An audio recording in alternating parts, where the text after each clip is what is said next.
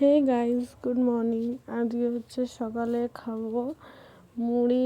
দেখো মুড়ি, চানাচুর এগুলো খাবো আর চা করব, লাল চা, মশলা আদা টাদা দিয়ে।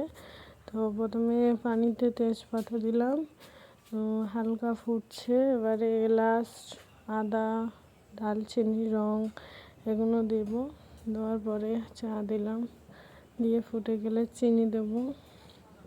চিনি দেওয়া হয়ে গেছে। দেখো আমরা এই চা ইউজ করি, এই চাটা খুব ভালো, চায়ের কালারটা খুব সুন্দর হয় আর এই চাটা খুব টেস্ট হয়। তো দেখো নেড়ে দিচ্ছি চামচের সাহায্যে। চা হালকা নেড়ে দিলে চাটা ভালো হয়। তো নাড়ছি, দেখো ফুটছে, চাটা ফোটা হয়ে গেছে। এবার ওপর থেকে হালকা সামান্য নুন দিয়ে এবারে চাটা ফুটে গেলে নামিয়ে নিলাম। দেখো কাপে চাগুলো ঢেলছি।